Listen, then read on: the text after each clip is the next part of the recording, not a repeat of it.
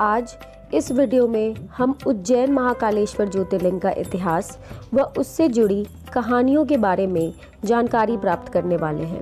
महाकालेश्वर ज्योतिर्लिंग मध्य प्रदेश के उज्जैन में स्थित है। यह 12 ज्योतिर्लिंगों में एकमात्र ऐसा ज्योतिर्लिंग है जो दक्षिण मुखी है और यहाँ प्रतिदिन 5000 से ज़्यादा भक्त पूजा के लिए आते हैं। त्योहारों पर तो यहाँ 20,000 से 30,000 भक्तों का तांता लग जाता है। महाकालेश्वर ज्योतिर्लिंग एकमात्र दक्षिण मुखी ज्योतिर्लिंग है जो अपने आप प्रकट हुआ था। महाकालेश्वर ज्योतिर्लिंग में भगवान शिव की पूजा जलती हुई चिता की राख व भस्म से महाकाल शिव की पूजा की जाती है। कहा जाता है कि जो महाकाल भक्त है उसका काल कुछ नहीं बिगाड़ सकता। उज्जैनी के श्री महाकालेश्वर ज्योतिर्लिंग भारत में 12 प्रसिद्ध ज्योतिर्लिंगों में से एक है। 12 ज्योतिर्लिंगों में से महाकालेश्वर ज्योतिर्लिंग की गणना तीसरे स्थान पर आती है, किंतु अगर प्रभाव की दृष्टि से देखा जाए तो इसका स्थान प्रथम पर है। ऐसा माना जाता है कि शिव के अनेक रूप हैं। भगवान शिव की आराधना करने से आपके मन की हर मनोकामना पूर्ण हो जाती है। भगवान शिव पूरी पृथ्वी पर अलग अलग स्थानों पर अनेक ज्योतिर्लिंगों के रूप में विराजमान हैं। मध्य प्रदेश के उज्जैन में पूर्ण सलिला शिप्रा नदी के तट के निकट भगवान शिव महाकालेश्वर ज्योतिर्लिंग के रूप में विराजमान है। उज्जैन एक बहुत ही प्राचीन शहर है और यह राजा विक्रमादित्य के समय में राजधानी हुआ करती थी। उज्जैन को अलग अलग नामों जैसे कि उज्जैनी, अमरावती, अवंतिका नामों से भी जाना जाता है। पुराणों में इसे 7 मोक्षदायिनी नगरों हरिद्वार, वाराणसी, मथुरा, द्वारका, अयोध्या और कांचीपुरम में से एक माना जाता है।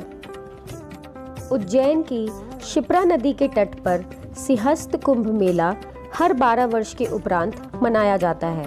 इस दिन यहाँ एक साथ 10 प्रकार के दुर्लभ योग बने होते हैं, जिसमें आपको वैशाख माह मेष राशि पर सूर्य, सिंह पर बृहस्पति, स्वाति नक्षत्र, शुक्ल पक्ष, पूर्णिमा आदि सभी चीजें एक साथ देखने को मिल जाएंगी।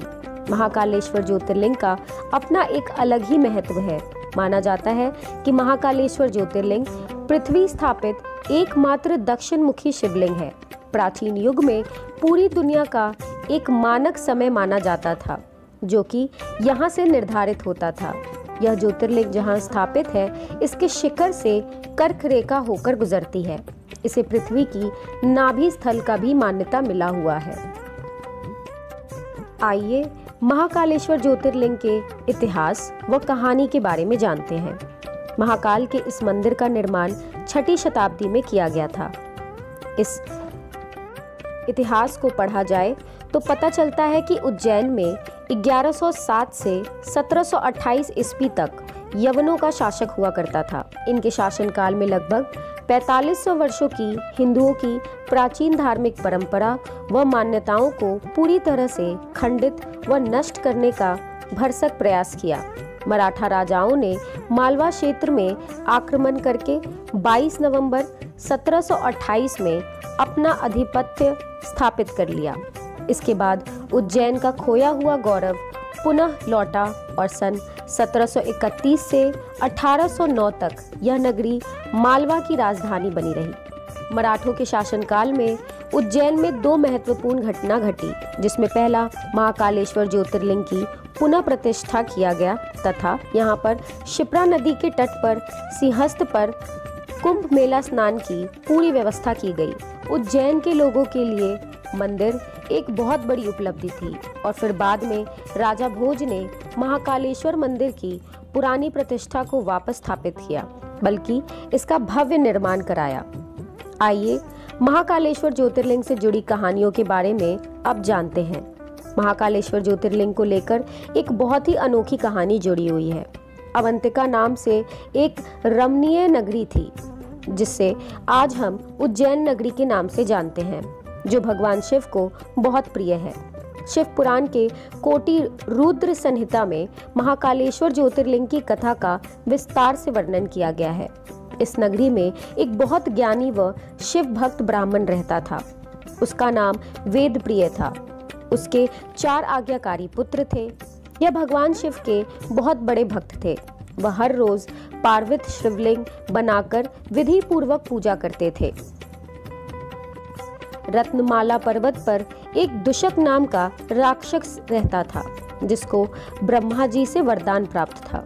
वह वरदान के अहंकार में धार्मिक व्यक्तियों को परेशान करता था। उसने उज्जैन के ब्राह्मण पर आक्रमण करने का विचार बना लिया। दुष्यंत अवंती के ब्राह्मणों को परेशान करना शुरू कर दिया।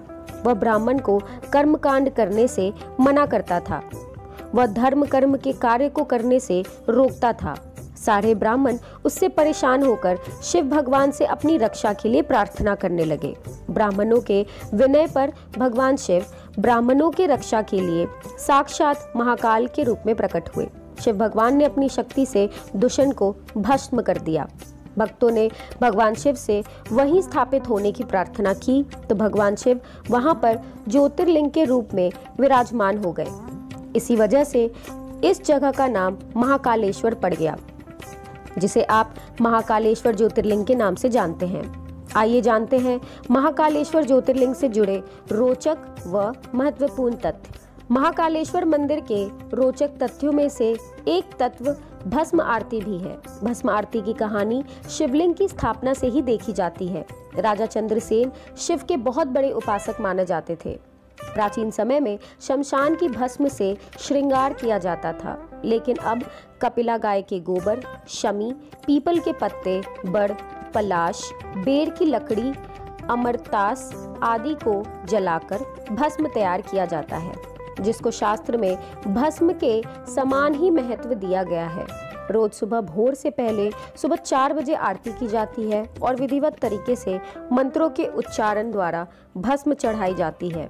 महाकालेश्वर ज्योतिर्लिंग से एक बहुत ही रहस्यमयी और रोचक तथ्य ये भी है कि ऐसा माना जाता है कि इस मंदिर के पास व उज्जैन नगरी में कोई भी राजा या मंत्री नहीं गुजार सकता अपनी रातें। यदि ऐसा कोई करता है तो उसे उसकी भारी कीमत व दंड भुगतना पड़ता है। कहा जाता है कि यहाँ के राजा महाकाल स्वयं हैं। इसको लेकर बहुत सारे उदाहरण भी प्रसिद्ध हैं। एक बार की बात है, देश के चौथे प्रधानमंत्री यहाँ पर एक रात गुजारे। अगले दिन ही उनकी सरकार गिर गई थी। महाकालेश्वर एक बहुत ही विशाल परिसर में मौजूद है। वहाँ पर बहुत सारे देवी देवताओं के छोटे बड़े बहुत सारे मंदिर बने हैं। मंदिर में प्रवेश करने के लिए आपको मुख्य द्वार से गर्भगृह तक की दूरी तय करना पड़ता है। इस रास्ते में कई सारे पक्के रास्ते को तय करना पड़ता है। गर्भगृह में प्रवेश करने के लिए पक्की सीढ़ियां बनाई हुई हैं। मंदिर में एक प्राचीन कुंड स्थित है, वर्तमान में जहां महाकालेश्वर ज्योतिर्लिंग विद्यमान है। इसमें स्नान करने से आप पाप मुक्त होकर अपने जीवन में होने वाली कठिनाइयों से मुक्ति पा सकते हैं। आध्यात्मिक मान्यताओं व विद्वानों के मतानुसार इस पूरी पृथ्वी का केंद्र बिंदु व पृथ्वी की नाभि यही है और सारी सृष्टि का संचालन महाकाल यहीं से करते हैं। यह 3 भागों में बटा हुआ है। नीचे के भाग में हम महाकालेश्वर, बीच में ओमकारेश्वर और ऊपर के भाग में श्री नागचंद्रेश्वर मंदिर को देखते हैं। गर्भगृह में विराजित भगवान महाकालेश्वर का विशाल शिवलिंग दक्षिण दिशा में है, इसलिए इसको दक्षिण मुखी शिवलिंग भी कहा जाता है। ज्योतिष में जिसका विशेष महत्व होता है। गर्भगृह में आप माता पार्वती, भगवान गणेश और कार्तिकेय के मोहक प्रतिमा के दर्शन कर सकते हैं। गर्भगृह में नदी द्वीप स्थापित है जो कि सदैव प्रज्वलित होता रहता है। महाकालेश्वर मंदिर के मुख्य आकर्षण की बात करें तो यहाँ भगवान महाकाल की भस्म आरती, नागचंद्रेश्वर मंदिर, भगवान महाकाल की शाही सवारी प्रसिद्ध है। महाकाल मंदिर में भस्म आरती के लिए पहले से ही बुकिंग करवाना अनिवार्य होता है। उज्जैनी नगरी में हर सिद्धि, काल भैरव, विक्रांत भैरव के मंदिर स्थापित हैं। हर 12 वर्ष के बाद पड़ने वाला कुंभ मेला यहाँ का सबसे बड़ा मेला है, जिसमें देश विदेश से कई साधु संत आते हैं और बहुत ही ज्यादा तादाद में श्रद्धालुओं का जमावड़ा लगता है। महाकालेश्वर उज्जैन के प्राचीन नागेश्वर मंदिर को साल में एक बार ही दर्शन के लिए केवल नाग पंचमी में उपलक्ष्य पर श्रद्धालुओं के लिए खोला जाता है। इसी के साथ साथ श्रवण मास में भगवान महाकाल की शाही भव्य सवारी भी निकाली जाती है। हर सोमवती अमावस पर उज्जैन में श्रद्धालु पुण्य सलीला शिप्रा स्थान के लिए पधारते हैं। फागुन पक्ष की पंचमी से लेकर नवरात्रि महोत्सव तक महाकालेश्वर ज्योतिर्लिंग के विशेष दर्शन, पूजन व रुद्राभिषेक किया जाता है। आज के इस वीडियो में हमने महाकालेश्वर ज्योतिर्लिंग के इतिहास से जुड़ी कथा व रोचक महत्वपूर्ण तथ्यों के बारे में जानकारी प्राप्त की है। हम इसी तरह की इतिहास व धार्मिक आस्था से जुड़ी और रोचक जानकारी देंगे। आने वाले वीडियो में हम बाकी बचे हुए ज्योतिर्लिंगों के बारे में जानेंगे। अगर आपको ये वीडियो पसंद आई तो इसे लाइक करिए, कमेंट करें, अपनों के साथ शेयर करें। अब आपसे अलविदा लेने का समय हो चला है। आपका दिन शुभ हो। धन्यवाद।